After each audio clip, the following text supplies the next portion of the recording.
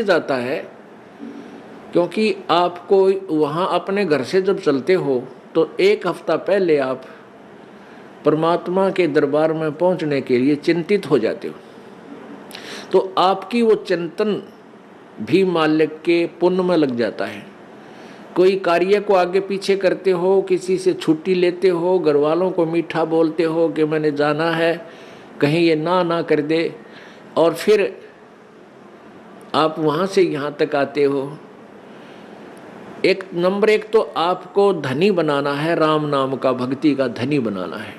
परमात्मा का विधान है, संत मिलन को चालिए तज माया अभिमाने, जो जो कदम आगे रखे ओहे यज्ञ समाने। क्या बताते हैं परमात्मा, अपना विधान आप ही बता रहे हैं कबीर जी कि संत मिलन को चालिए। जब सतगुरु के दर्शनार्थ आप चलते हो, अभिमान तज माया अभिमान, किसी प्रकार का भी आप में अभिमान नहीं होना चाहिए, ना धन का हो, ना पद और पोस्ट का हो, किसी प्रकार का नहीं हो। जैसे एक रोगी व्यक्ति जिसको पता लग गया कि तेरी जान जाने वाली है और वो डॉक्टर के पास जाता है, चाहे वो कितना बड़ा अधिकारी है और कितना पैसे वाला है, वहाँ वो अपनी उस पोस्ट और पैसे को नहीं आगे रखता, उसका दिखावा नहीं करता, अपनी जान बचाना चाहता है। डॉक्टर जहाँ कहता वहीं लेट जाता है, कपड़े उतारने को कहता तुरंत उतार देता है, कोई रिपोर्ट करवाने के लिए संकेत करता है, लिख कर देता है, तुरंत उठ कर चला जाता है। तो पुण्यात्मा सच्चे दरबार में जब भगत आवे, उसका दृष्टिकोण, उसका उद्देश्य, उसका भाव ऐसा होना चाहिए जैसे सीरियस रोगी, सीरियस पेशेंट और हॉस्पिटल में जाता है, उसमें कोई नखरा नहीं होता। ऐसे जब आप सच्चे दरबार में आओगे,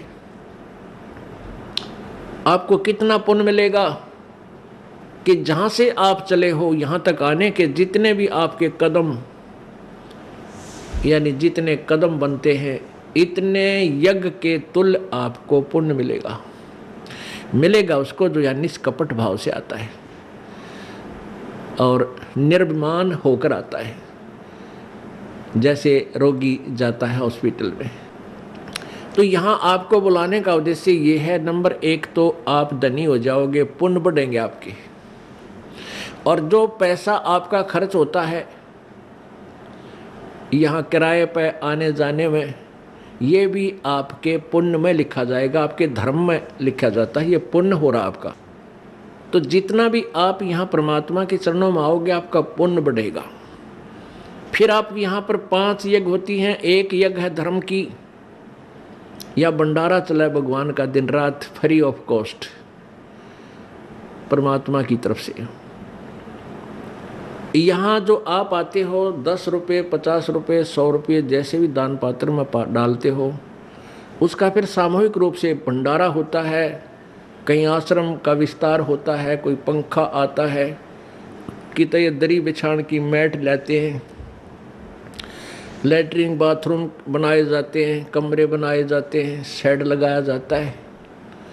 तो ये आपके पैसे इसका पुण्य हुआ, और यहाँ आने वाली दुखी आत्माओं को चैन हुआ। अब कितने कैसे संसार से निकल कर आते हो आप, ट्रेन में आते हो, जेब कतरे साथ बैठे रहे, मनमाने किरा के कर जा। घर से निकलते हो, कोई ठगी है, कोई चोर है, कोई किस तरह का है। व्यापार में भी इस तरह के ना जाने कितने निकम्मे आदमी, या व्यवसाय में अपने कार्य में कितने निकम्मे टाइप के आदमी आपके साथ खसने को तैयार रहते हैं। और ऊपर से फिर आपके ऊपर ये इतनी आपदाएं, कोई रोगी है, किसी को कोई भूत सता रहा है, किसी का पितर रुष्ट है, किसी का देवता रुष्ट रहा है, और ना जाने कितने रोग कोड आपके लगे हुए। और वो प्राणी यहाँ आता है, उसको आते ही गर्म पानी मिला है नहाने के लिए, गरम गरम चाय तैयार मिला है, अपना बैटरी सी चार्ज हो जाती है इसकी, और फिर बिछे बिछाए मैट मिले, रजाई मिले भगवान के बच्चों को, और फिर आपको यहाँ अमृत ज्ञान सुनाया जाता है रात्रि के समय। सर्दी का मौसम, ये दिसंबर और जनवरी का महीना, इसमें ओढ़ कर रजाई शाम के समय और बैठे मालिक का ज्ञान सुने, परमात्मा का प्रसाद छक के और अपना कितनी आत्मा प्रसन्न होती है।